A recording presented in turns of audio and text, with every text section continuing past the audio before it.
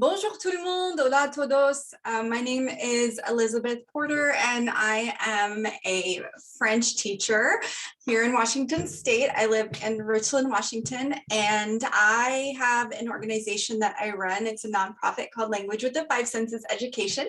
I work as an instructional coach and write curriculum, and I founded a method called Language with the Five Senses, which is what Language with the Five Senses Education is named after. Today, I'm really excited to talk to you about bringing the world into your classroom, and specifically activities that help you bring the world to your classroom and decolonize your curriculum and give students a lot of comprehensible input, etc. So the first thing I want to talk about, I'm going to share an activity with you called a country study.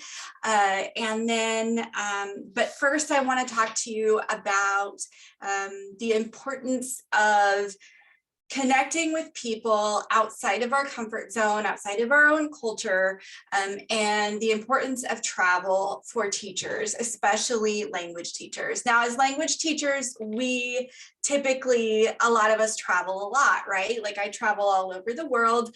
And each time I travel to a new country, I take that as an opportunity to connect with the people that live there, to connect with the culture, to use my language skills, even if I don't necessarily speak the language there. Like I was just in Morocco and I'm a French teacher, obviously, so I speak French, but I found that in a lot of cases, Arabic was needed. And so I did my best to greet people in Arabic and say thank you in Arabic. So I always greeted people with Assalamu alaikum, and shukran is how to thank people, and learn some words in Arabic so that I could show my respect to them. And as language teachers, we are charged with bringing the world to our students, especially because we're bringing a new way of communicating, we're bringing a new culture, a lot of times multiple new cultures to our students. And so for us to connect with other cultures, I believe is really, really important. There are several programs out there for teachers to travel. I have one that's in partnership with a lot of different organizations. I'm getting ready to go to Senegal next month. And I was in Senegal in June, right before I was in Morocco. And so this is an activity that I designed to bring an education about Senegal to my students and share this with teachers who are going to be traveling to Senegal with me next June. I also have one of these for Morocco, and so that I'm still developing, but that will be also something that I share with the teachers who are traveling to Morocco on our program in July of 2022, so next summer. So I'm going to go ahead. First of all, I'm going to kind of give you an overview of the activity, and then I'm going to kind of demonstrate it a little bit for you. So I'm going to share my screen. First, I'm going to share. So this is the country study on Senegal, and Language with the Five Senses is a zero translation method. And I've also made a video about Language with the Five Senses. And so I want to encourage you to watch that as well, so you kind of learn a little bit about the method. But we don't translate. Our brains naturally process language and images and ideas and images. And so Language with the Five Senses is just what it sounds like. We use our senses and images and sight, smell, taste, touch in order to send that language information to the brain and have the brain retain it. So we're a little different than other comprehensible input lessons. Our lessons are designed without translation in mind. So we start out, this is the packet that goes with this activity. There is several teacher pages that kind of give you ideas on how to run this activity. One of the standards in Washington State is comparisons. So when we're teaching about a country, we're not only going to be teaching about the country, but also the continent where the country is found. And then we're going to be comparing that to our own countries. So the students are going to get a map of Africa so that they can kind of see where the country is located on the continent. As you can see, I have a map of Africa right here, and I will zoom in on that in just a minute and kind of show you what we're going to do with that. This is a teacher key, so to just kind of give you an idea, I didn't fill out all of the countries in Africa, but I kind of gave, here is an idea of what's around Senegal, and, some geographical locations so that we can practice vocabulary having to do with geography. I find that geography is really, really important, especially now. I have been in classrooms coaching a couple of times, and a few weeks ago I was in a classroom and I was asked by a student if Spain was in Italy. And so I think that the more we can teach geography to our students in addition to teaching language, it's really important to see their place in the world, but also see where other places are in relationship to other places and the different continents. The other thing about Africa and teaching about African countries is that I cannot tell you how many adults think Africa is a country, and that Africa is, you meet one African, they're all the same. So really showing our students that African people are not from one country, one culture, but it's a very diverse continent with very diverse cultures is really, really important. The students, I also give them a map of North America, and that is so that we can make our comparisons. And you can either give them the key or you can keep the key for yourself. It just depends on exactly how much language you want to give them and how much you want them to actually be drawing on this. This is just for comparison purposes. So like, for example, we could say Senegal is located on the Atlantic coast, on the Atlantic Ocean, which parts of the United States are also located on the other side of the Atlantic coast. So we can make some comparisons there. Morocco has 2 mountain ranges. How many mountain ranges are in the United States? Where are they located? There's lots of different language options for comparisons here.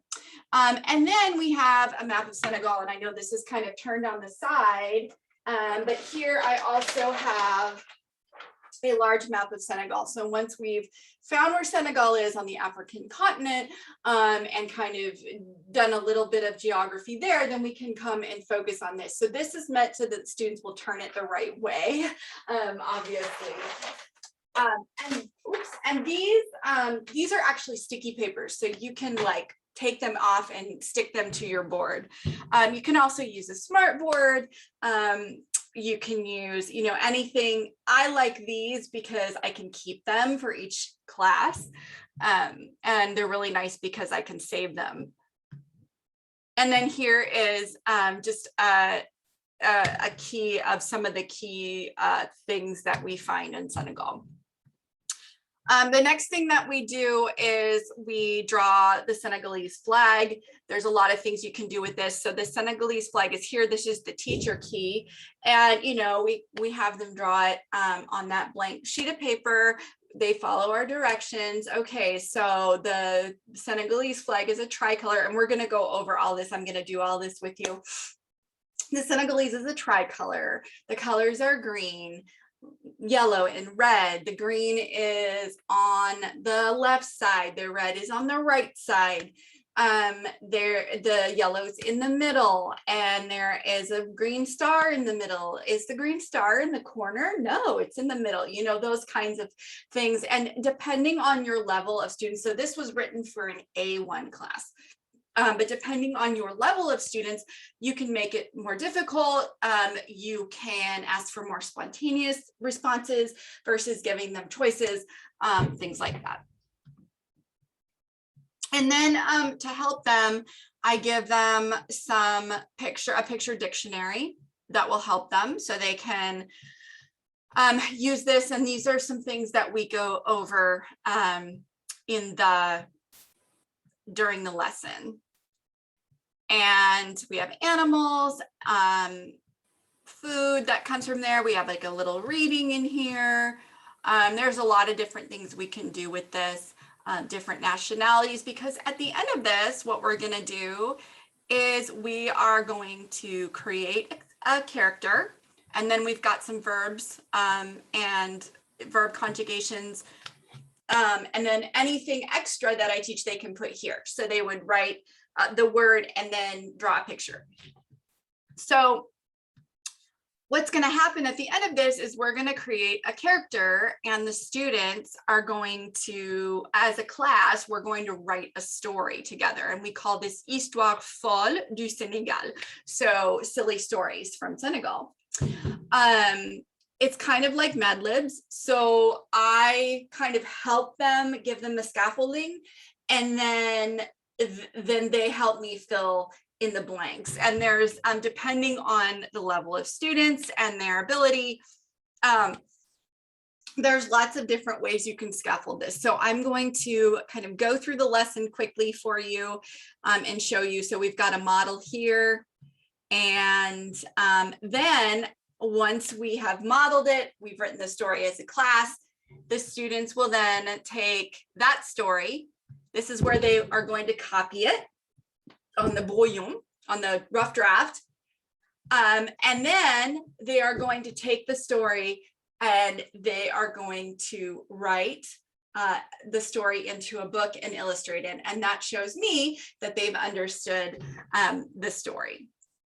So let's get into this. I want to kind of show you how this works and how we do this. And you can do this with any country. You can create, every time I visit a country, I create one of these for my students. So even though, you know, I'm a French teacher, I've done it. I did one for Spain. I've got one for Costa Rica. I've got, you know, every time we visit a new country, either myself or I take my children, I create one of these country studies, and they're a lot of fun. The students really like them. They get very creative with their characters, and they learn some geography. So I'm going to do this in English because not everybody is a French speaker, just to kind of demonstrate how this works. So I'm going to share with you directly. This is the map of Africa. So we start off, and I am going to talk about, okay, class, we're going to talk about Senegal today. And this is a continent. This continent is called Africa. Africa. Africa is a continent. And the goal here is to use as many cognates as possible. So Africa, l'Afrique, is a cognate in French. Continent, continent, is a cognate in French. It may or may not be in your language. But we talk about, you know, Africa has many countries. Il y a beaucoup de pays, lots of countries. Okay, so I really make it a point to say Africa is a continent. We don't want Africa to be a country. Africa is a continent. Okay. And today we are going to talk about Senegal. Senegal is a country in Africa. Senegal is a country in Africa, on the African continent, or on the continent of Africa, or however you want to frame that. Now, country is not a cognate in French. The word is pays, okay? So it is not a cognate in French. So in that case, I would say, le Sénégal est un pays en Afrique. Sur le continent d'Afrique est un pays. Pays comme les États-Unis, comme la France. So I would compare it. And then I would say, class, what other countries do you know? Name some countries. Name some continents. Or I might say something like, for lower levels, is Europe a country or a continent? L'Europe, c'est un pays ou un continent? So we do some comparisons. North America, is that a country or a continent? Canada, is that a country or a continent? Okay, so we establish what is a country and what is a continent. And then I'll ask them to take a color. For example, I will say for this exercise, we're going to do yellow. So yellow, I am going to find Senegal, and I am going to color Senegal yellow. Where is Senegal? Senegal is this country right here. Color Senegal yellow. And they're following me and they're listening. And I'm coloring Senegal yellow. Okay, so I've colored Senegal yellow. And then I'm going to label it. Okay, everybody, write le Senegal. Okay, le Senegal is right here. Senegal is on the west coast of Africa. West. So we have north,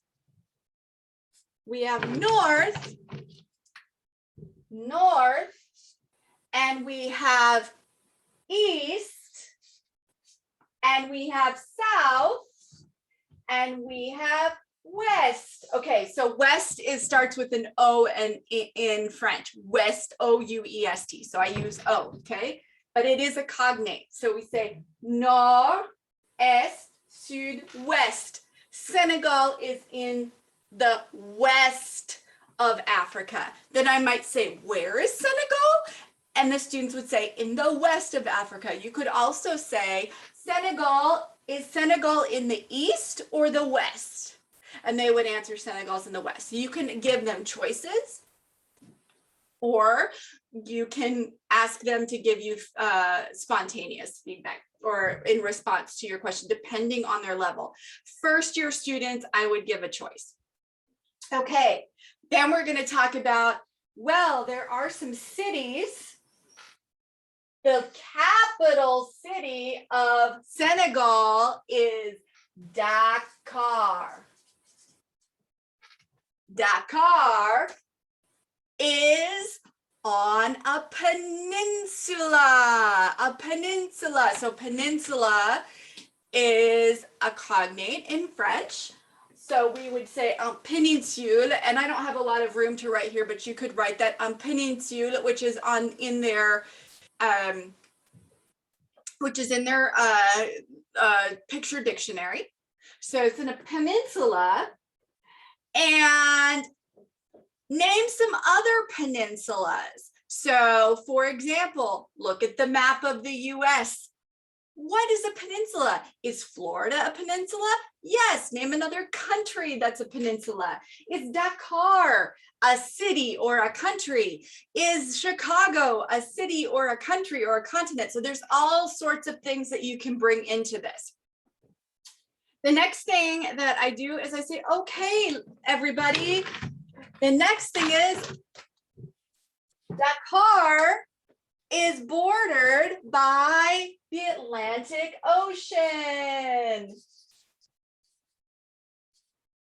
So we put Atlantic Ocean.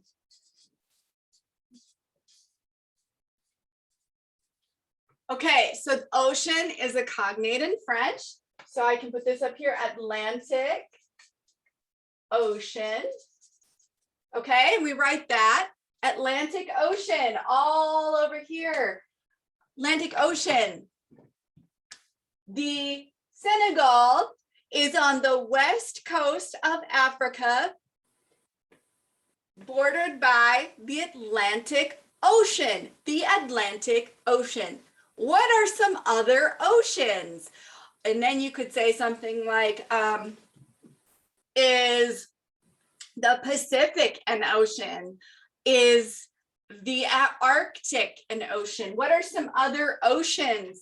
We could put the Indian Ocean here. Okay, we can label some other countries. So here are some countries. Here's Gambia. The Gambia, okay? We can say color the Atlantic Ocean in blue or make waves in blue for the Atlantic Ocean. What part of the United States is on the Atlantic Ocean? There are all sorts of things that you can do with this. You can say color,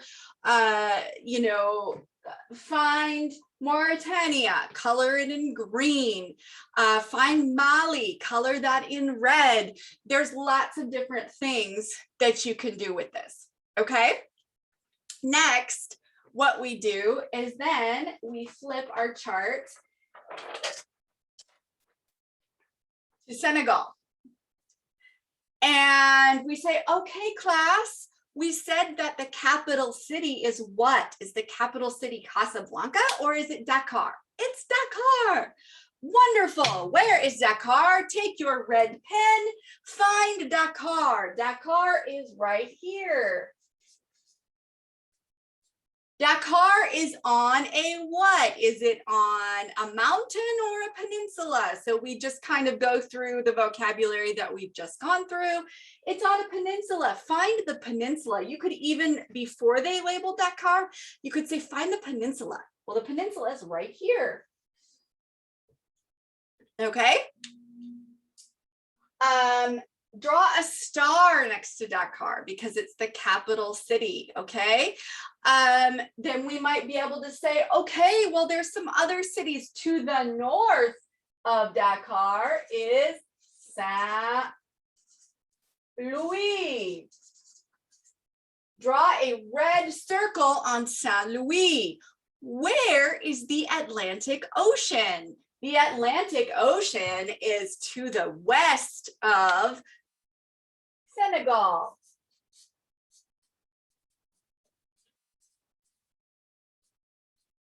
Okay. Draw that in blue. Where is the Gambia? It's another country that is in Senegal. The Gambia is here. Is it a city or a country? It's a country. Is Senegal a country or a continent? What else is a country? Name some other countries in Africa. I mean, there's lots of different things that you can do with this activity. And, you know, we do a lot of things and we labeled this map so that as I'm labeling this map, the students, and I'm speaking to them, they're answering my questions and they're also labeling their maps in their packets that I hand out to them. The way that I drew this on to this paper, and I know a lot of you have smart boards out there and stuff. I am kind of low tech because I work out of my office and also I really like to use the paper, but the way that I got this on here is I have a projector and I just projected a map, the map of Senegal onto the paper and traced it. And that's how I did that with Africa as well. Okay.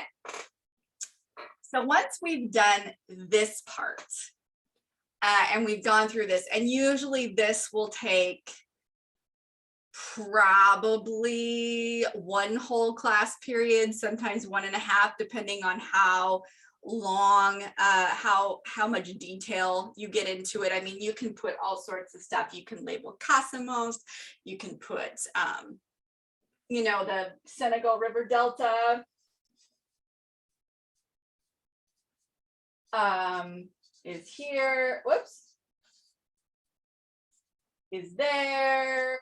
I mean, there's lots of different things that you can do with this. So once you've done that, then it's time to start the silly character. So at that point, I ask students to come up with, and I just write it directly on a blank paper. So then they come up with their, they look at their picture dictionary, and we talk about, you know, some of the different things, and I get them started. So I ask them to give me some ideas of animals. So they look at their animals, African animals that they have on their list of animals that appear in Senegal, or any animal for that matter.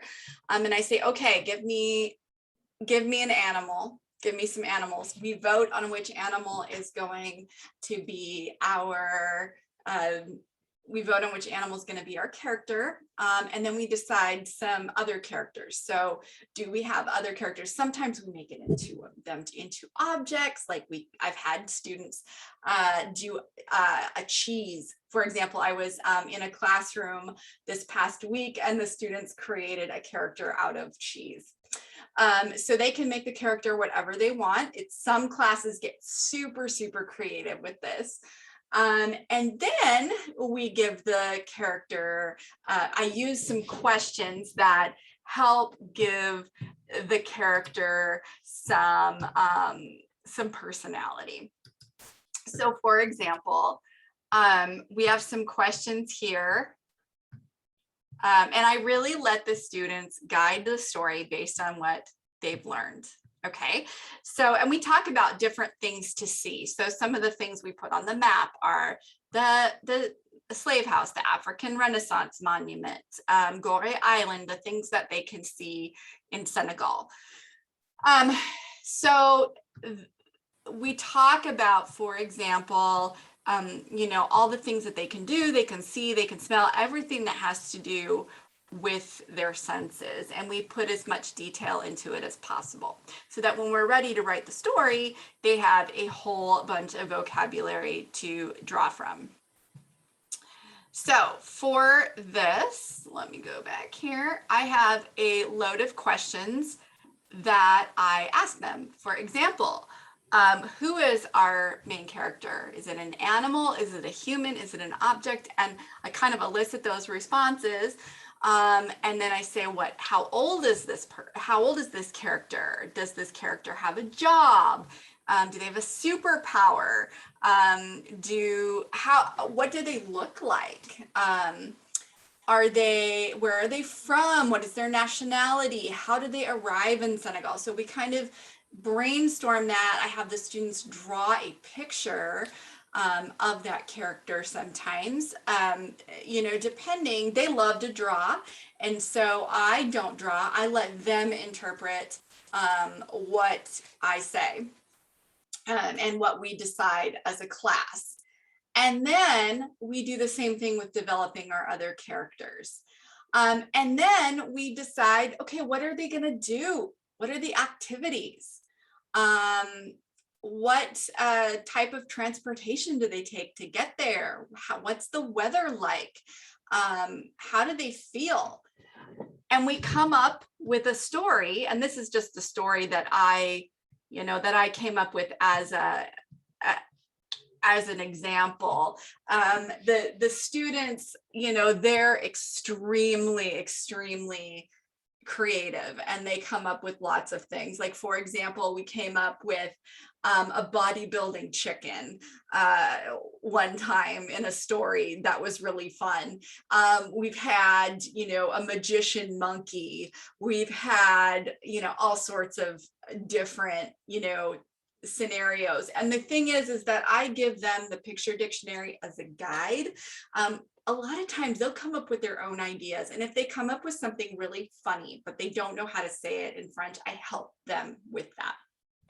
So for example, we had a student who suggested that the bodybuilding chicken lived in a cardboard box under her bed. And so I helped her, work through, how do we say a cardboard box under the bed? And we can draw it and we can act it out and we can figure out how to say that. So we had the bodybuilding chicken living in a cardboard box under the bed, and the bodybuilding chicken visited Easter Island. And it was a really, really fun story. So here we have the story. So I kind of give them the scaffolding. This would be a story that you could easily put in place. And, you could say, the chicken's name, I gotta remember what the chicken's name was. The chicken's name was Pear, I think. Poire, the bodybuilding chicken, goes on a trip to Senegal, and he comes from Madagascar, and he is somebody extraordinary. He has this superpower. So we create this this character and we write the story. This is something you could do it this way. You could give them all this scaffolding, or you could elicit responses from them. You could ask them, how, when we get to the word, to a verb, you could ask them, is it fait or font? Or fait ou font? You could say, il vient de, or il venait de, or il venir de. You can ask them to help you write the sentence with the correct conjugation. And there's all sorts of things that you can do with this. After we're done with this part, we do a choral reading of it. The difference between language with the 5 senses, choral reading and comprehensible input choral reading, is that with comprehensible input choral reading, it's a translated reading. So the students all read together, but they read a translated version of it. Language with the 5 senses, we read it together in French. And what the choral reading does is it doesn't call a student out to read by themselves, so everybody's reading together. It helps promote fluency. So students are reading together with you as the teacher, promoting, working on their fluency, working on their correct pronunciation, working on their cadence for reading, etc. And so it really helps, and it's not asking them to read aloud by themselves in front of other people, which can make students uncomfortable. We also act out the story during our choral reading. So it puts words together with actions, and therefore the students are making those connections in the brain to keep the information in their long-term memory and reinforce the language. We know from multiple studies that when you put language together with an action, doesn't matter what the action is, it is more likely to remain in the long-term memory. So I do what's called a clap snap sometimes. Sometimes we read this like this, and we're just doing this and we're doing it to a rhythm. So for example, poire la poule et bodybuildeuse, and we do it over and over again, and we read it together in a fun way. While we're acting it out. So you don't have to put it to a rhythm, but that even reinforces it even more. After that, we then have the students take each part of the story and divide it into 10 parts. And we come up with a title of the story. They put their name here. They make a picture for the cover. And then they write each part of the story and illustrate it. What I really like about this activity is when we do this, we can see the progression throughout the year, and you can build a classroom library with these stories. So each student does this. I've also done it where I give a part of the story to different groups, and we put the book, we have them work cooperatively, and we have one book for the class or 2 books for each class. So there's both ways that you can do it. Students absolutely love this activity. They think it's super fun. And what's, like I said, what's really amazing is that you can see the progression of the class from the beginning of the year to the end of the year. So as you progress through and you do different stories, you can see the progression in language and complexity of the story and the details of the story throughout. So this is just one way to bring the world into your classroom. And I always have the students do a reflection of their own work and activity, because I want them to have ownership as well. I really love these activities. And like I said, it's a great way for you to take your own knowledge and what you've experienced in your own travels and share it with the students, and really bring out the, different places that speak your language. Like, for example, we all too often as French teachers, we tend to focus on France and Quebec, and sometimes even just France. Whereas there are so many diverse countries that speak French. There's lots of countries in Africa that speak French. And as I said, Africa is a continent. It's not a country. And so the cultures in Africa that speak French are so diverse. We've got, Caribbean islands that speak French. We've, La Francophonie, there is a country that is a member of La Francophonie on every inhabited continent in the world. And so it's an opportunity to really introduce your students to the different people and cultures that speak French. And I use French as as my example because I'm a French teacher, but this works for any language. It's a great activity. The students love it. It brings out their creativity. It gives them confidence because they're learning how to communicate. And so I highly recommend country studies as part of your curriculum. And it's super easy to integrate anything that you are learning about. You could put food in there. You could put clothing in there. You can put, the weather, lots and lots of different things. So that's just one way. I do have a blog that I write with lots of different ideas on how to bring the world to your classroom and what to do with your travels and your knowledge and your previous experience. It's at lw5s@lw5seducation.com. So www.lw5seducation.com. Thanks so much, everybody. Have a wonderful day and a wonderful rest of your conference.